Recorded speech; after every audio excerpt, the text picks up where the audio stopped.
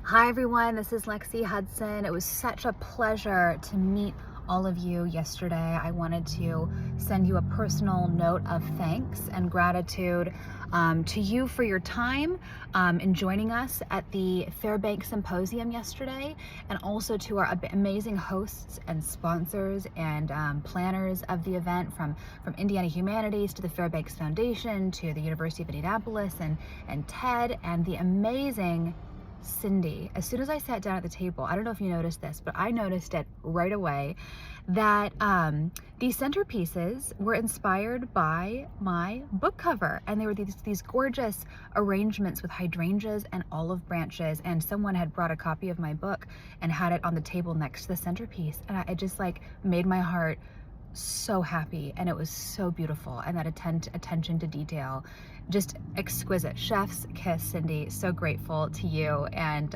all the work that you and everyone else on the UND side of things did to make the afternoon and the whole day just so beautiful and so meaningful.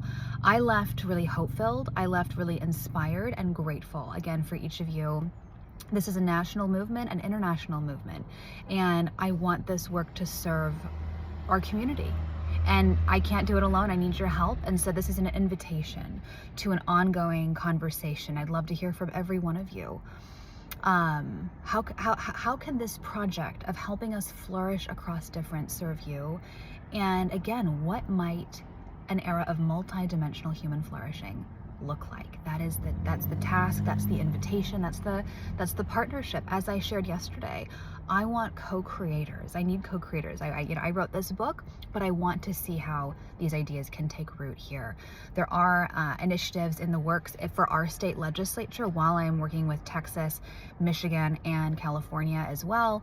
And so excited for that on that front. So if you have an avenue to get involved there, great. If you're with the school, love to get your thoughts, or have kids, I'd love to get your thoughts on the children's version of my book that I wrote for my children.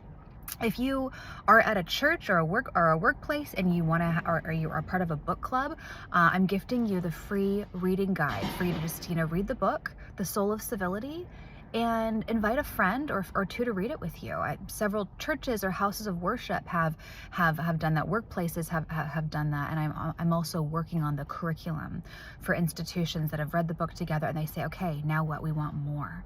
And so I'm working on that curriculum to be available for churches or workplaces for people who again want to go deeper in these ideas and this intellectual foundation of civility as not just niceness and etiquette and politeness, but an inner disposition of the heart, a way of seeing others as our moral equals, worthy of a bare minimum of respect, just by virtue of our shared dignity and equal moral worth as human beings. That's the project, to see the dignity and humanity of the other and ourselves. We live in a dehumanizing moment where it's not just difference and division that's the problem, because we're always going to be different. We're never going to perfectly agree. There are always going to be divisions, or there's always going to be difference.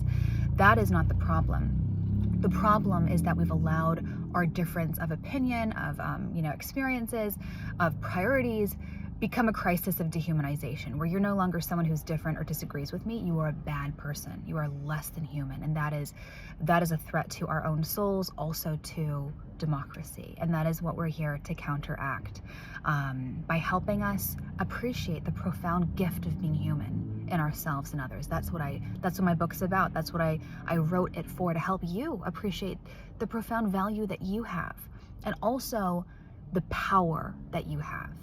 It is not sufficient for us to delegate this to our public leaders at the state level, at the local level, or at the federal level, certainly.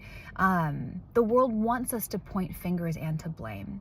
And I want to invert that narrative and say, let's start with what we can control. Let's start with ourselves. And that's the invitation to you starting today. It was an amazing, amazing symposium, thoughtful conversations. I loved meeting so many of you, and I'd love to stay in touch. So please, I invite your ideas. I invite your feedback. I invite your partnership. Really grateful to each of you, again, for joining us, and cannot wait for all that is to come for our city and for our state. Thank you again.